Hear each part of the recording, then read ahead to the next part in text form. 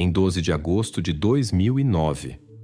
A estudante universitária de Heidelberg, Annika Schmidt, de 22 anos, não retornou de sua corrida noturna. Sua colega de residência só deu o alarme na manhã seguinte, quando descobriu a cama intocada e o telefone desligado de sua amiga. A polícia de Freiburg registrou o desaparecimento, mas não lhe deu importância especial. Mulheres jovens frequentemente viajam com parceiros sem avisar. Normalmente, elas retornam. Annika não retornou. Após 48 horas, seus pais chegaram de Munique e insistiram no início de uma busca abrangente. Cães farejadores, voluntários locais e um helicóptero da polícia foram mobilizados. O último sinal do celular de Annika foi detectado na fronteira oriental da floresta. Depois a conexão foi interrompida. Examinamos uma área com raio de 5 quilômetros a partir da última localização do telefone. Lembra o investigador Markus Hoffmann, que liderou o caso. Nada. Nenhuma roupa, nenhum sapato, nenhum sinal de luta. Como se ela simplesmente tivesse se dissolvido no ar. A busca durou 2 semanas. Depois a intensidade diminuiu e após um mês o caso foi praticamente suspenso. Formalmente, Annika Schmidt era considerada desaparecida, mas na prática seu arquivo foi para a crescente pilha de casos não resolvidos. Não tínhamos pistas, nem testemunhas, nem motivo, explica Hoffmann. Sem quaisquer vestígios, uma investigação é impossível. Mais uma mulher desaparecida aos pés da Floresta Negra. Isso já havia acontecido antes. As vastas florestas são conhecidas por sua periculosidade. Todos os anos, turistas se perdem entre as árvores densas. Alguns morrem de hipotermia ou por quedas. Talvez Annika simplesmente tivesse se perdido. Talvez tivesse caído em um dos numerosos desfiladeiros e não pudesse ser encontrada. Talvez, em 17 de novembro de 2009, 3 meses após o desaparecimento de Annika, desapareceu a moradora local Hannah Bauer, de 24 anos. A funcionária do Centro de Informações Turísticas retornava para casa após seu turno noturno. O caminho de Hannah seguia ao longo da borda da floresta, passando por um ponto de ônibus nos arredores de Freiburg. Normalmente, ela levava 15 minutos para este trajeto. Naquela noite, não chegou em casa. Os pais notaram a ausência da filha por volta das 9 horas da noite e imediatamente contataram a polícia. Desta vez, a reação foi mais rápida. O desaparecimento de 2 jovens mulheres em um intervalo de 3 meses deixou os investigadores intrigados. Reconhecemos imediatamente um padrão semelhante, diz Hoffmann. Ambas as mulheres tinham aproximadamente a mesma idade e estrutura física similar. Ambas desapareceram no escuro, ambas perto da floresta.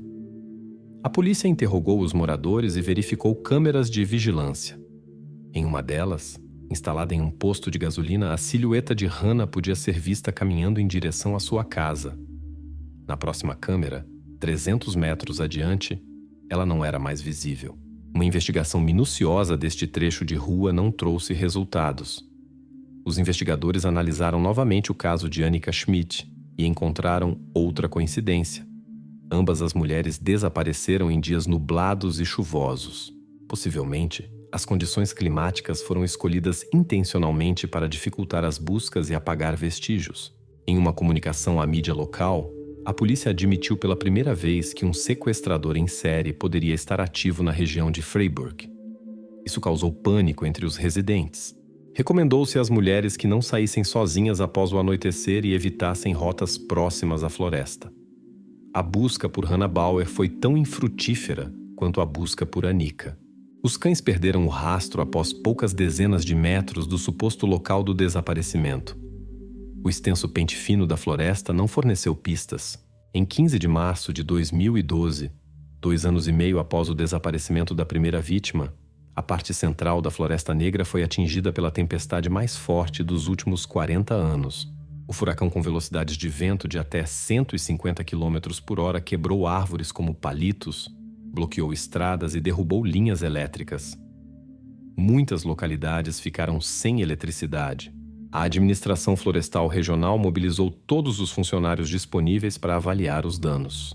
Em 18 de março de 2012, quando a tempestade amainara, o guarda florestal Thomas Brenner realizava uma inspeção de rotina em uma área 15 quilômetros a leste de Freiburg. O terreno era de difícil acesso mesmo em dias normais, e após a tempestade o avanço tornara-se quase impossível devido às árvores caídas. Notei um carvalho antigo que havia sido parcialmente rachado por um raio e derrubado pelo vento, conta Brenner. Havia muitos desses naquele dia, mas este me chamou a atenção por causa de um odor estranho. Ao se aproximar, o guarda florestal viu na fenda formada no tronco algo parecido com uma mão humana. Inicialmente, pensou ser uma raiz peculiarmente curvada ou um crescimento de fungos, mas ao examinar mais de perto não restaram dúvidas. Eram restos humanos dentro da árvore.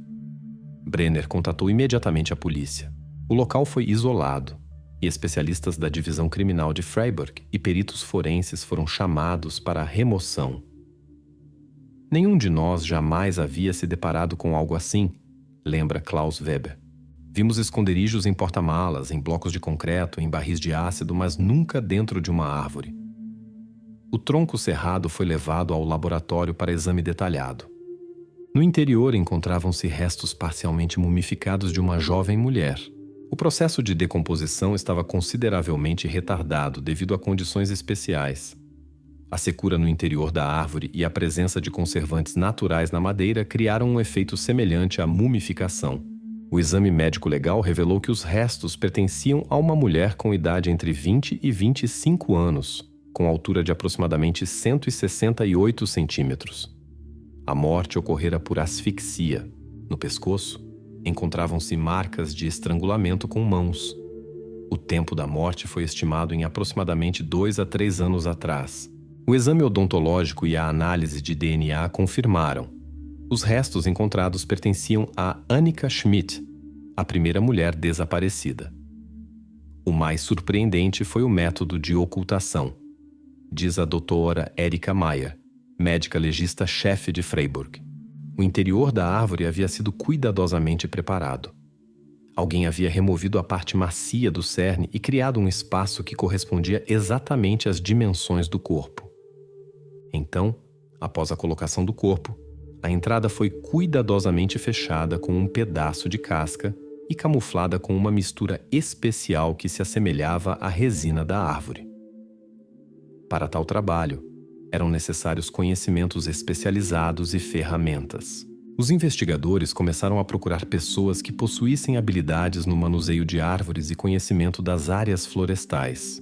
Estávamos procurando por uma pessoa que combinasse as habilidades de um lenhador, de um taxidermista e conhecimento da topografia da Floresta Negra, explica Weber.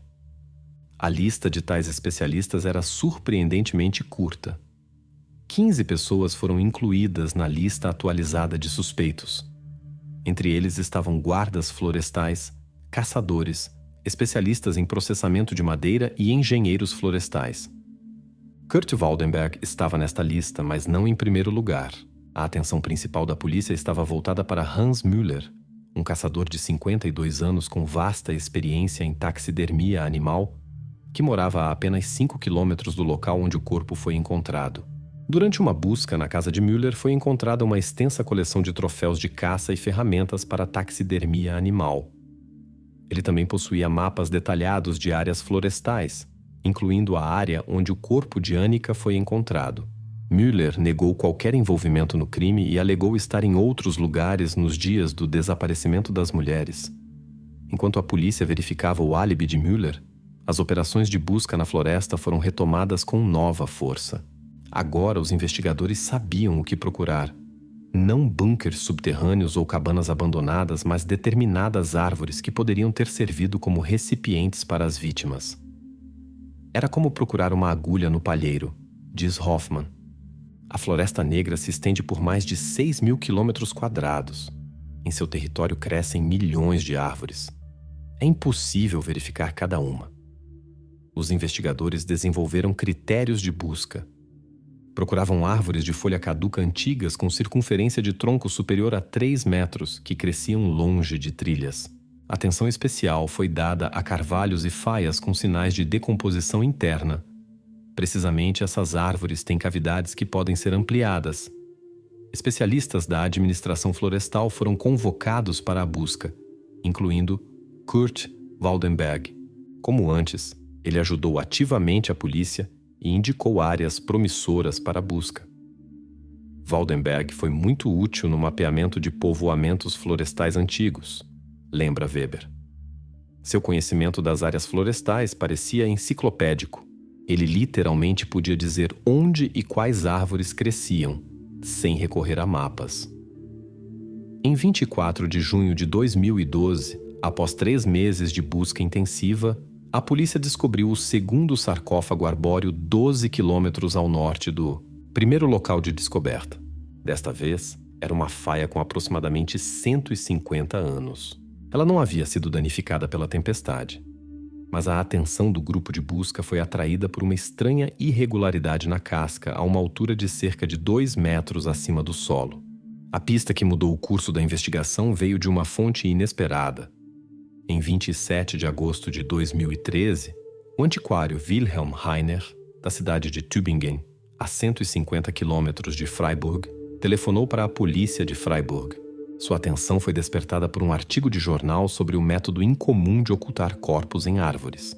Heiner disse que isso o lembrava de um cliente estranho que havia adquirido um livro especializado com ele cerca de 10 anos atrás, relata Weber. O livro se chamava Técnica para a Conservação de Amostras Biológicas em Madeira, publicado em 1952, apenas 200 exemplares. Era usado para o treinamento de taxidermistas e arqueólogos florestais. Heiner havia guardado os dados do comprador em seu banco de dados. O nome do cliente era Kurt Waldenberg. Nesse momento, percebemos que havíamos negligenciado algo importante, diz Hoffman. Sabíamos que Waldenberg era engenheiro florestal, mas não havíamos investigado sua biografia mais profundamente. Era hora de corrigir esse erro. Os investigadores começaram a verificar minuciosamente o passado de Waldenberg. Descobriu-se que antes de seu emprego na administração florestal, ele havia trabalhado no Museu de História Natural em Dresden, onde se especializara na conservação de amostras biológicas. Ele tinha formação em biologia com ênfase em entomologia e técnicas para a conservação de amostras científicas. Além disso, Waldenberg havia mantido uma prática privada como taxidermista de 2001 a 2004. Preparando espécimes de animais para colecionadores e caçadores.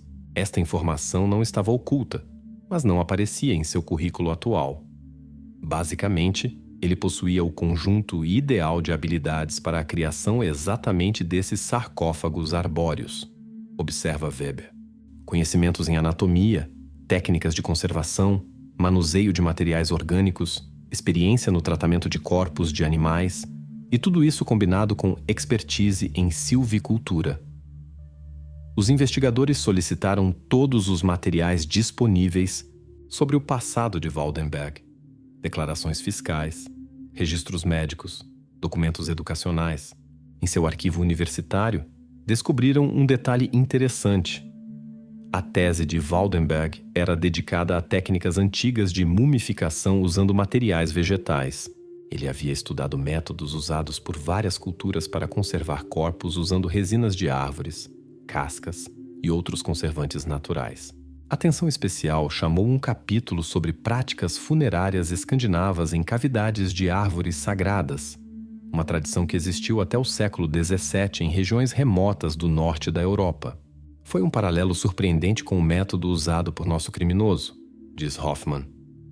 Waldenberg não apenas conhecia teoricamente como fazer isso, ele era literalmente especialista nesta técnica específica e muito rara. Enquanto os investigadores examinavam o passado de Waldenberg, ocorreu outro evento importante. Os especialistas concluíram a análise do material com o qual as entradas para os sarcófagos arbóreos haviam sido camufladas.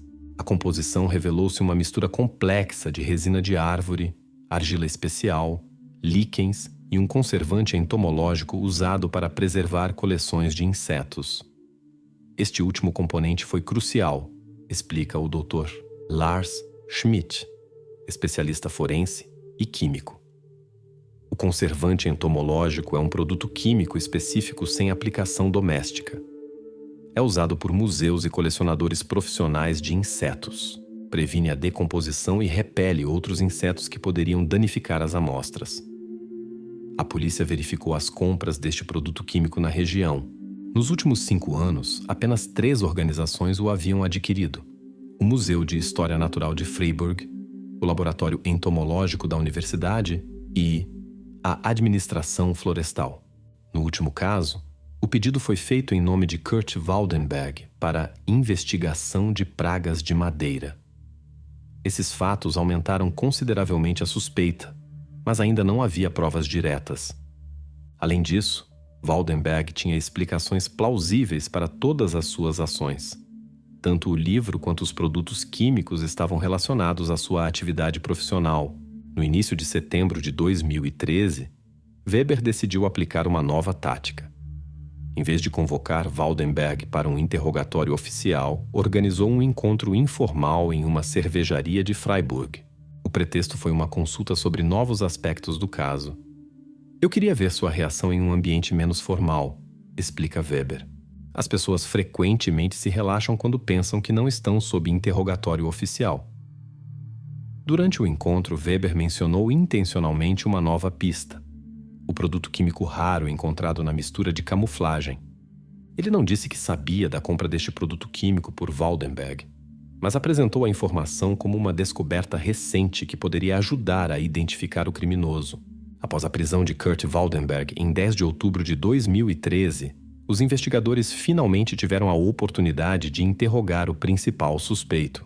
Nas primeiras 48 horas, Waldenberg recusou-se a fazer qualquer declaração e exerceu seu direito de permanecer em silêncio. Seu comportamento era estranho, lembra a psicóloga policial Martha Heinz. Ele ficava sentado imóvel, mal piscava, sem emoções, sem preocupação.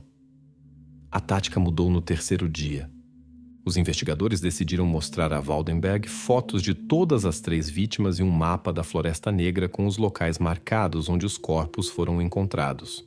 Ele olhou para o mapa, pediu um lápis e marcou um ponto a noroeste dos locais que conhecíamos, diz Weber. Então disse apenas: "A primeira". A polícia organizou imediatamente uma operação de busca na área indicada.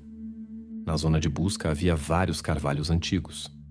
Na 3ª, descobriram sinais característicos, uma costura quase invisível na casca, onde um fragmento havia sido cortado e reinserido. Dentro da árvore encontraram os restos de Christina Meyer, uma estudante de 23 anos que havia desaparecido em maio de 2008. Seu desaparecimento não foi associado à série de assassinatos, pois ocorreu 1 ano antes do desaparecimento de Annika Schmidt. Revelou-se que Waldenberg começou a matar mais cedo do que pensávamos, explica Weber. Isso nos levou à questão: haveria mais vítimas? No dia seguinte, Waldenberg concordou com um interrogatório abrangente, mas apenas com Weber, sem a presença de outros oficiais. Pensei que ele começaria a falar sobre seus motivos ou traumas de infância, como é comum em serial killers, lembra Weber. Mas tudo se revelou muito mais simples e aterrorizante. Waldenberg confessou que havia desenvolvido o método de esconder corpos em árvores depois de ler um artigo de jornal sobre um assassinato não resolvido onde o corpo não foi encontrado. Sua lógica era assustadoramente simples, diz Weber. Ele disse: "Sem corpo, não há caso. Eu sabia que na floresta há muitas árvores velhas e ocas. Só era preciso trabalhá-las um pouco." Waldenberg confessou o assassinato de 4 mulheres. Todas foram estranguladas com as próprias mãos, depois de terem sido atordoadas com um golpe na cabeça. Ele atacava suas vítimas quando passavam por seu carro estacionado à beira da estrada em ruas desertas. O mais assustador foi como ele falava sobre isso de maneira cotidiana, admite Weber. Como se estivesse falando sobre um conserto de carro ou a solução de um problema do dia a dia. O exame psiquiátrico forense diagnosticou em Waldenberg um transtorno de personalidade esquizoide e psicopatia. O psiquiatra, Dr. Stefan Haidt, constatou uma completa falta de empatia e incapacidade de perceber outras pessoas como seres vivos. Waldenberg não tinha motivos complexos, explica o Dr. Haidt. Ele não tinha fantasias sexuais ou convicções ideológicas.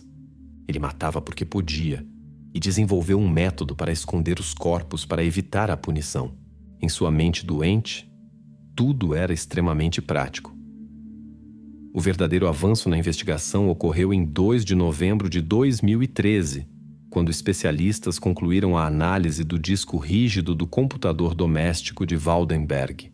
Em uma pasta criptografada, encontraram registros dos locais onde ele havia escondido os corpos e fotos de árvores marcadas para uso futuro. Não era um diário louco, mas simplesmente uma lista de locais com coordenadas e notas breves, diz o especialista técnico Daniel Kraus. Algo como boa árvore, adequada para a vítima grande, ou muito perto da trilha, cancelar. Nas fotos havia árvores que Waldenberg considerava para crimes futuros. Algumas das imagens datavam dos anos 2005 a 2007. Isso nos fez suspeitar que poderia haver mais vítimas, diz Weber. Mas Waldenberg negou assassinatos adicionais. Ele disse que simplesmente procurava árvores adequadas com antecedência. A polícia verificou todos os casos de mulheres desaparecidas na região durante os últimos 10 anos, mas não encontrou outros casos não resolvidos. Equipes de busca examinaram as árvores marcadas nas fotos, mas não encontraram restos nelas. Durante os interrogatórios, Waldenberg revelou que escolhia suas vítimas aleatoriamente. O único critério era sua rota ao longo de uma estrada florestal à noite. Isso é o mais assustador, diz Weber. Absoluta aleatoriedade. Essas mulheres simplesmente estavam no lugar errado na hora errada. Quando perguntado por que se ofereceu voluntariamente para ajudar a polícia nas investigações, Waldenberg respondeu com um cinismo direto. A melhor maneira de não ser suspeito é ajudar nas investigações. Eu queria saber o quão perto vocês estavam da solução. Ele confessou que havia intencionalmente levado a polícia ao corpo de Sabine Müller para fortalecer sua reputação como consultor prestativo e desviar suspeitas de si mesmo. Foi pura manipulação, explica Hoffman. Ele controlava as investigações de dentro, sabendo o que estávamos procurando e onde. A posição ideal para um assassino. O mais importante para as investigações foi a confissão de Waldenberg de que planejava um novo assassinato. Em seu computador encontraram um mapa com uma árvore marcada e a nota pronta para 11/10/2013. A polícia verificou o local indicado e de fato descobriu uma árvore preparada com interior escavado. Nós o prendemos literalmente um dia antes que pudesse haver uma quinta vítima, diz Weber. Ele já havia preparado tudo. O julgamento de Kurt Waldenberg começou em 3 de março de 2014. O processo atraiu enorme atenção da mídia devido ao caráter sem precedentes dos crimes. A defesa tentou alegar insanidade do acusado, mas a avaliação psiquiátrica o declarou são e capaz de entender a natureza de suas ações. Durante todo o julgamento, Waldenberg permaneceu sem emoção. Ele ouvia atentamente os depoimentos das testemunhas, ocasionalmente fazia anotações, mas nunca demonstrou arrependimento. Em 15 de maio de 2014, o tribunal condenou Kurt Waldenberg por quádruplo homicídio à prisão perpétua com subsequente custódia de segurança. Na prisão, Waldenberg geralmente evitava conversas com outros prisioneiros e com o pessoal. A única entrevista significativa ele deu ao criminologista Dr. Martin Hoffer em 2016. Eu esperava ouvir explicações complexas ou justificativas, relata o Dr. Hoffer, mas Waldenberg disse tudo com total clareza. Eu simplesmente não queria ser pego. Árvores são o lugar ideal para esconder algo. Ninguém pensa em olhar dentro de uma árvore. Quando perguntado por que matava, Waldenberg respondeu sem hesitar: porque eu podia. Elas tiveram o azar de me encontrar. No início de 2017, Waldenberg foi diagnosticado com câncer de pâncreas em estágio terminal. Ele recusou o tratamento. Em 28 de setembro de 2017, Kurt Waldenberg morreu no hospital da prisão. De acordo com sua última vontade, seu corpo foi cremado e as cinzas espalhadas em um local desconhecido na Floresta Negra. Após a morte de Waldenberg, encontrou-se em sua cela um desenho estranho gravado na parede. um plano esquemático da floresta com várias marcações em forma de árvores. A polícia verificou todos os locais indicados, mas não encontrou nada. Talvez fosse seu último jogo conosco, diz Weber, ou a fantasia comum de um louco. Nunca saberemos.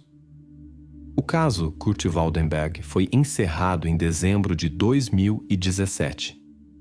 4 assassinatos comprovados, um método sofisticado para esconder os corpos, a ausência de um motivo claro além do desejo de matar e não ser capturado.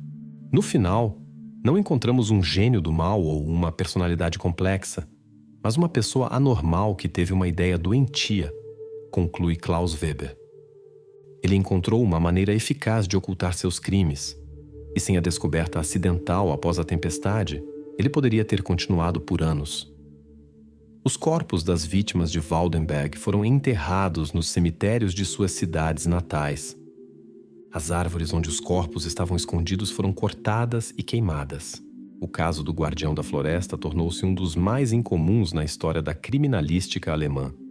Não por causa da personalidade do assassino, que se revelou um psicopata banal, mas pelo método de ocultação dos crimes que poderia ter funcionado por décadas, não fosse um súbito surto das forças da natureza. Foi a ligação da Megan Zanella, de 13 anos. Uma garota comum de uma família comum. Uma mãe amorosa, um padrasto e 2 irmãs. Mas essa ligação para o número de emergência 911 mudou tudo. Em sua voz havia confusão e pânico. A vida familiar tranquila se despedaçava diante de seus olhos, quando algo irreversível aconteceu com a mãe de Megan. Um objeto afiado nas mãos de alguém mudou tudo. Mas quem o segurava? Como uma família próspera e unida poderia chegar a tal situação? Você já teve casos em que simplesmente não consegue se lembrar do que aconteceu? No início, tudo parecia um caso banal de ciúmes da filha em relação à nova pessoa na casa da família. Mas a realidade provou ser muito mais complexa e profunda. De uma infância difícil até uma rua tranquila no subúrbio, quem realmente fez com que a mãe desaparecesse para sempre da vida da família? Eles viviam no subúrbio tranquilo de Willoughby Hills, um lugar pitoresco perto de Cleveland, estado de Ohio. A vida deles era bastante próspera. Kevin Knaffel trabalhava como caminhoneiro e Lisa Knaffel era assistente social no Departamento de Assuntos Infantis e Familiares do condado de Cuyahoga. A casa deles não se diferenciava das outras. Uma bonita casa de 3 quartos perto do tranquilo rio Chagrin. No quintal em frente à casa havia espaço suficiente para entretenimento infantil, um trampolim e um playground de madeira com um escorregador. As crianças estavam cercadas de cuidado e atenção, não lhes faltava nada. Ninguém teria pensado que a vida deles poderia descarrilar. Na noite de 12 de novembro de 2012, Kevin estava em viagem de trabalho. Lisa ficou em casa com as crianças. Hayley, de 3 anos, filha comum de Kevin e Lisa, Megan, de 13 anos, filha de Lisa do primeiro casamento, e a filha adotiva de 18 anos, Sabrina. Normalmente, Lisa colocava a pequena Hayley na cama por volta das 10 da noite. A pequena tinha o hábito de se esgueirar para o quarto dos pais após algumas horas. Megan, de 13 anos, ia para seu quarto aproximadamente no mesmo horário. Sabrina, de 18 anos, que recentemente havia atingido a maioridade, desfrutava de mais liberdade. Naquela noite, ela ficou até tarde no escritório trabalhando em um projeto escolar sobre literatura britânica. Sabrina estava ouvindo música e não prestava atenção aos movimentos dos membros da família. Até por volta da meia-noite, ela estudou sua tarefa. Depois subiu e tentou dormir. Naquela noite, Sabrina não conseguia dormir por causa de uma enxaqueca. Ela saiu do quarto e desceu, onde ficava o quarto de Kevin e Lisa. Megan e Hayley já estavam dormindo. Lisa também descansava. Sabrina estava no corredor tomando comprimidos para sua dor de cabeça. O que aconteceu depois permanece um mistério. Sabe-se apenas que Megan, de 13 anos, foi acordada por volta da 1h15 da manhã por sons estranhos. Ao ouvir os ruídos, ela correu para o quarto dos pais, onde descobriu sua irmã adotiva, sua mãe e um objeto de cozinha nas mãos de Sabrina. Lisa Knaffel sofreu múltiplos ferimentos. Em seus braços havia marcas. Ela havia tentado se proteger. O instrumento revelou-se um utensílio de cozinha serrilhado de 15 polegadas que se deformou devido à força da pressão. Infelizmente, Lisa não pôde mais ser ajudada. A menina de 3 anos se escondeu no armário e as roupas de Sabrina estavam encharcadas com o líquido escarlate de sua mãe adotiva. Era Sabrina quem segurava o objeto afiado. À 1h17 da manhã, uma patrulha policial recebeu uma chamada de emergência deste bairro normalmente tranquilo. Quando o policial chegou à cena, viu Megan, de 13 anos, ainda agarrada ao telefone com o qual havia feito a chamada de emergência. A menina pediu-lhe entre lágrimas que parasse o que estava acontecendo. O agente da lei caminhou pelo corredor até o quarto de Lisa e Kevin. Quando viu o que estava acontecendo, ordenou a Sabrina que saísse com as mãos levantadas. Ela obedeceu sem resistência. As roupas da jovem estavam ensopadas de vermelho. Ela soluçava e não largava o objeto pontiagudo. Em suas palmas, na parte de trás da cabeça e nas pernas acima dos joelhos havia pequenas escoriações. Na tentativa de falar com a polícia, Sabrina estava confusa e não conseguia falar coerentemente. Mas a situação não exigia mais explicações. Megan tinha visto Sabrina atacando sua mãe, e as evidências materiais nas roupas de Sabrina não podiam ser ignoradas. Mas surgiu a questão: por quê? Por que um membro comum desta família harmoniosa cometeria um ato tão terrível? O que a levou a atacar sua carinhosa mãe adotiva em um estado de fúria louca? Vamos conhecer mais sobre Sabrina Zunich. Ela nasceu em outubro de 1994 e desde a primeira infância, sua vida não foi fácil. Seus pais eram Mark Zunich, de 35 anos, e Susan Edwards, de 40 anos, de Ohio. Ambos tinham uma lista impressionante de problemas com a lei. Em 1984, Susan passou 6 meses em uma instituição correcional após se declarar culpada de um desvio substancial. 6 anos depois, descobriu-se que ela distribuía substâncias proibidas entre adolescentes de 14 a 15 anos em Cleveland. A decisão judicial neste caso foi adiada, pois ela estava dando à luz o meio-irmão ou meia-irmã mais velho de Sabrina naquele momento.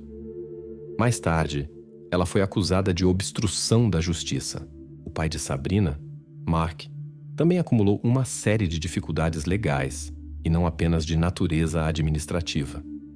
Mesmo antes do nascimento de Sabrina, ele foi preso várias vezes por perturbar a ordem pública e dirigir sob influência.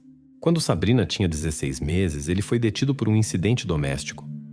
Este foi o primeiro de muitos casos de comportamento destrutivo nos primeiros anos de Sabrina. Ainda assim, Sabrina continuou a viver com seu pai e avó em uma pequena casa em Wycliffe, separada de sua mãe, embora Susan e Mark ainda mantivessem um relacionamento.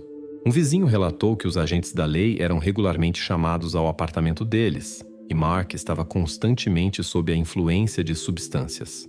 Quando Sabrina era bebê e alimentada com mamadeira, Mark misturava álcool em sua comida para que ela dormisse mais rápido.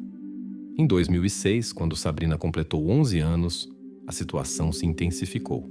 Mark forneceu recursos a Susan para a compra de bebidas alcoólicas e depois a acusou de desviar esse dinheiro.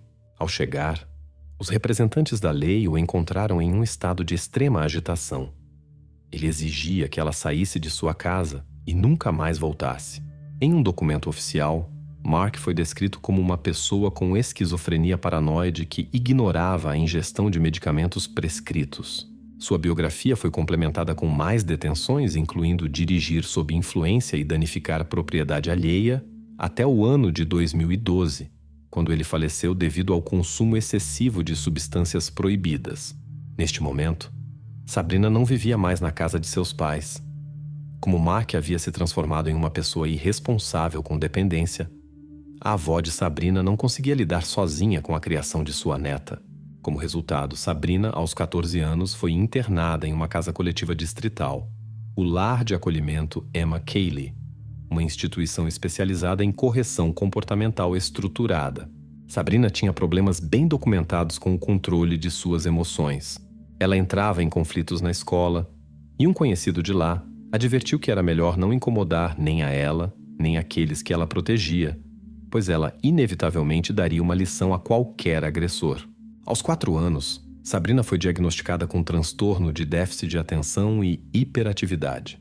Este e outros diagnósticos médicos acompanharam muitas de suas dificuldades: explosões emocionais, distorção de fatos, consumo de substâncias, alucinações auditivas e apropriação de propriedade alheia. No entanto, após a mudança para outra instituição educacional e a saída do lar coletivo para uma família de acolhimento, seu comportamento sofreu mudanças drásticas. Na nova instituição educacional, ela se comportava calmamente e fazia suas tarefas escolares diligentemente. Sua frequência era impecável. Com 16 anos, Sabrina finalmente sentiu que sua vida começava a ganhar estabilidade. A família Knafel se tornou seu novo lar. Lisa Knafel tinha extensa experiência em trabalhar com jovens difíceis, pois era assistente social. Sua especialização era precisamente a proteção dos interesses das crianças, e ela reconheceu a importância da empatia, esforçando-se para mostrar o mesmo entendimento por Sabrina. Lisa começou sua carreira em 1999, aproximadamente quando Megan nasceu. Neste período, ela era casada com outro homem. Esta união se desfez em 2003. Em 2006, o destino a uniu a Kevin Knafel, com quem se casou. Kevin também tinha experiência com relações familiares de 1992 a 1997. Seu filho mais velho, nascido em 1993, vivia separadamente. As circunstâncias do encontro e aproximação de Lisa e Kevin permanecem desconhecidas, mas em 2008 eles se estabeleceram em uma casa aconchegante na Chagrin Drive, e um ano depois nasceu sua filha em comum, Hailey. Os 5 residentes da casa, Kevin, Lisa, Megan, Hailey e a filha adotiva Sabrina, davam a impressão de uma família harmoniosa, pelo menos externamente. Apesar das melhorias visíveis no comportamento de Sabrina, a atmosfera na casa dos Knafel não era tão serena quanto poderia parecer. O relacionamento entre Lisa e Sabrina deteriorou-se quase tão rapidamente quanto havia se formado. Sabrina confidenciou a uma amiga que Lisa tornava sua existência uma verdadeira provação, e conflitos intensos surgiam entre elas. Sabrina acreditava que Lisa dava clara preferência às suas filhas biológicas e considerava tal tratamento injusto. Assim, formou-se uma divisão na família. Lisa, Megan e Hailey de um lado, e Sabrina e Kevin do outro. Era a Kevin que Sabrina recorria durante os desentendimentos com Lisa, e ele sempre encontrava tempo para ouvi-la e confortá-la. A comunicação deles ganhou uma proximidade excepcional. Os amigos de Sabrina notaram essa dinâmica incomum e expressaram preocupação em relação à sua interação familiar e piadas inadequadas. Mas ninguém tomou medidas sérias, pois a realidade parecia inacreditável. A realidade de que Kevin estava realmente exercendo influência psicológica sobre Sabrina e envolvendo-a em relações inadequadas. Sabrina acreditava sinceramente em sua afeição mútua, mas reconhecia a necessidade de manter esse relacionamento em segredo dos outros membros da família. Sempre que Lisa, Megan e Hailey saíam, Kevin e Sabrina ficavam sozinhos. Em seu iPod, ela salvou o contato dele como Kevin Amor. Quando questionada sobre o papel de Kevin em sua vida, ela respondeu: ele era um pai adotivo quando necessário, e um amigo próximo quando o papel de pai não era necessário. Até o ano de 2012, enquanto Kevin e Sabrina se aproximavam, as relações entre Sabrina e Lisa ficavam cada vez mais tensas. Ela queria se livrar de mim, lembrou Sabrina. Ela sentia o forte vínculo de Lisa com Hailey, de 3 anos, e percebia dolorosamente suas tentativas de mantê-las separadas. Houve um incidente em que Lisa usou violência física contra Sabrina, sobre o qual ela informou as autoridades policiais. No entanto, a denúncia não teve consequências. Apesar da crescente tensão na casa dos Knafel, o pedido de Sabrina para permanecer com a família após atingir a maioridade em outubro de 2012 foi atendido. Seu assistente social não notou problemas na família. Sabrina apresentava bom desempenho, participava de aconselhamento psicológico e regularmente apresentava testes negativos para substâncias proibidas. Nada indicava dificuldades iminentes. Em 15 de setembro, agentes da lei chegaram à casa deles após uma denúncia de conflito doméstico. Kevin e Lisa discutiam por causa de Megan, com Lisa alegando que seu marido havia agarrado a menina pelo pescoço. Kevin insistiu que apenas a havia conduzido ao quarto, guiando-a pela parte de trás da cabeça. No momento da chegada da polícia, a discussão já havia diminuído. Lisa havia saído de casa, mas Kevin ainda assim conversou com os oficiais caso este episódio surgisse no processo de divórcio. Ele informou Sabrina sobre sua intenção de se separar de Lisa para ter um relacionamento com ela. Além disso, ele perguntou ao assistente social de Sabrina sobre a possibilidade de manter a custódia dela após o divórcio. Durante um passeio conjunto com seu amigo de longa data, David Strunk, Kevin confessou que Lisa o suspeitava de comportamento inadequado em relação à sua filha adotiva. Ele mostrou a David fotos de Sabrina, incluindo fotos profissionais em estilo de modelo que ele a ajudou a criar, bem como roupas íntimas que ela havia lhe presenteado. Kevin mencionou consultas com um advogado de família. Esta conversa ocorreu em outubro de 2012, um mês antes do incidente com sua esposa. Na véspera de 12 de novembro, a atmosfera entre Kevin e sua esposa estava tensa. À noite, Kevin estava no trabalho. Quando os representantes da lei o informaram sobre o ocorrido, ele imediatamente se dirigiu às suas meninas e as buscou na delegacia de polícia às 5 da manhã. Tratava-se de Hailey e Megan, já que Sabrina estava sob observação policial. Os oficiais que interagiram com Kevin naquela manhã, quando sua família vivenciava o trágico incidente, notaram sua calma incomum. Um dos investigadores lembrou como Kevin falava sobre sua carreira como médico e afirmava ter sido confrontado com tais situações várias vezes, e nada poderia surpreendê-lo, enquanto persistentemente perguntava sobre todos os detalhes do incidente. Kevin ficou irritado por não lhe ser permitido ver Sabrina e insistiu que, como pai adotivo, tinha o direito de encontrá-la. Finalmente, conseguiu ser incluído na lista de visitantes de Sabrina.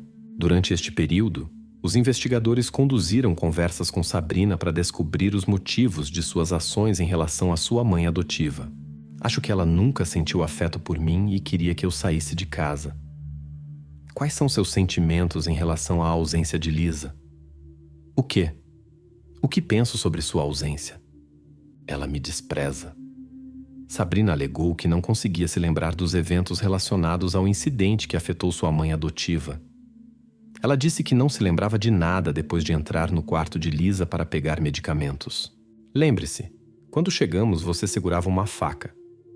Tem certeza de que não foi legítima defesa? Toda a história tem dois lados.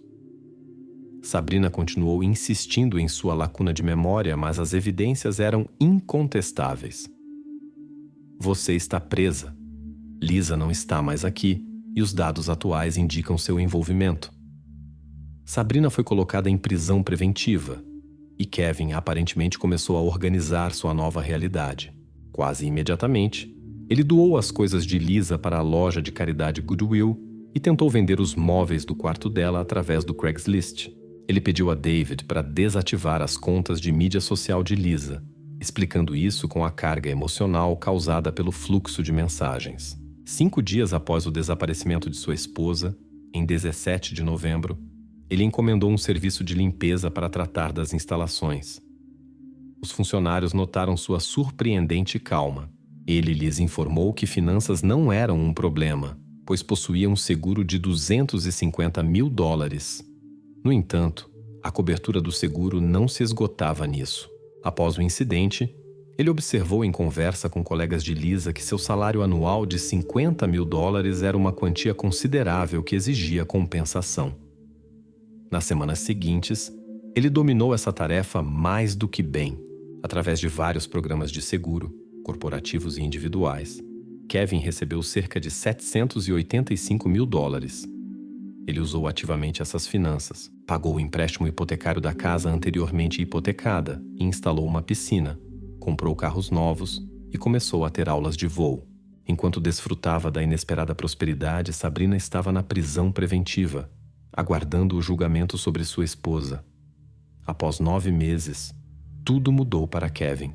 Sabrina? Cansada de carregar sozinha o peso da responsabilidade, decidiu contar às autoridades sobre seu relacionamento com ele. Ela compartilhou a verdade chocante. Kevin disse várias vezes que Lisa deveria parar de ser parte de suas vidas. Durante todo o caso, Kevin prometeu deixar Lisa por Sabrina. Em setembro de 2012, no entanto, ele confessou seus temores. Ele tinha medo de perder o direito de criar suas filhas, incluindo Hailey, se iniciasse um processo de divórcio. Ele contou a Sabrina sobre a existência de apólices de seguro de quase $800 mil e explicou que Lisa seria mais útil financeiramente para eles se não estivesse mais em suas vidas. Kevin assegurou. O desaparecimento de Lisa permitiria que eles ficassem juntos e formassem sua própria família. O casal começou a desenvolver seu plano. Eles até discutiram isso com a amiga de escola de Sabrina, Autumn Paulick, quando foram a um restaurante de buffet chinês. Eles consideraram a possibilidade de recrutar um conhecido de Autumn para resolver o problema Lisa. Em outubro, Autumn mudou-se para a Califórnia e essa ideia acabou se dissipando. Mas Sabrina e Kevin não abandonaram suas intenções. No início de novembro, eles discutiram o uso de um sistema de arma de fogo com um dispositivo especial para atirar silenciosamente. De acordo com o plano, Sabrina cuidaria de Lisa e Kevin eliminaria as evidências. Na manhã antes do incidente, Kevin levou Sabrina para a pré-escola como de costume. Mas desta vez ele parou o carro e expressou sua preocupação. Ele falou sobre um conflito com Lisa que era tão sério que disse: "Não aguento mais se ela não desaparecer." Sabrina estava realmente apaixonada por ele. Sabrina prometeu a Kevin resolver o problema Lisa o mais rápido possível. Eles elaboraram um plano de ação detalhado. Se Lisa estivesse deitada de lado, Sabrina deveria agir por trás. Se ela estivesse deitada de costas, deveria direcionar a intervenção para a área do pescoço. Tudo estava planejado para a noite, enquanto Lisa estaria em sono profundo, mas com cuidado para não acordar Hailey, que normalmente ia ao quarto da mãe no meio da noite. O aspecto-chave do plano. Sabrina alegaria um transtorno mental caso fosse presa. Foi exatamente por isso que ela fingiu não saber de nada durante a conversa com as autoridades policiais. Por isso também alegou não se lembrar do ocorrido. Ela contava que isso lhe daria proteção devido a um transtorno mental, como Kevin a havia convencido. 9 meses depois, no entanto, Kevin ainda não havia organizado apoio legal para Sabrina, e a estratégia da doença mental havia chegado a um beco sem saída. Percebendo que havia sido manipulada, ela abordou os promotores com uma oferta de acordo. Ela concordou em ajudar na investigação e divulgar todas as informações sobre as ações de Kevin. Seu plano imaculado começou gradualmente a desmoronar. Os agentes da lei contataram Autumn Pavlik, que os ajudou ao se encontrar com Kevin para obter uma confissão sobre o recrutamento da executora. A conversa deles foi gravada. Durante este encontro, ele não confirmou nada. E numerosos mandados de busca para seu apartamento, carros e dispositivos eletrônicos não produziram evidências. No entanto, os depoimentos de Sabrina foram suficientes. Em agosto de 2013, Kevin foi preso e acusado de cumplicidade em um crime de categoria especial e comportamento inadequado em relação à sua filha adotiva. Sabrina assumiu a responsabilidade pelo ato ilegal cometido e recebeu uma estadia em uma instituição correcional com a possibilidade de libertação antecipada após 30 anos, no ano de 2044, quando ela terá 47 anos. Kevin, no entanto, negou seu envolvimento. Seus advogados alegaram que não havia evidências de sua conexão com Sabrina ou suas intenções de se livrar de sua esposa. Havia apenas os depoimentos de Sabrina, e ela foi retratada como uma jovem instável com um histórico de consumo de substâncias proibidas e comportamento não confiável. Mas foram precisamente essas circunstâncias que tornaram a situação ainda mais perturbadora. O fato de ela ser jovem, emocionalmente instável e vulnerável. E ele usou isso para sua vantagem. Em 11 de junho de 2014, Kevin Knafel foi considerado responsável por todas as acusações. Ele recebeu 2 anos de privação de liberdade para cada um dos 6 casos de comportamento inadequado de natureza íntima e uma estadia mais longa em uma instituição correcional com a possibilidade de liberdade condicional após 30 anos por cumplicidade em um ato ilegal de categoria especial. As penas devem ser cumpridas consecutivamente.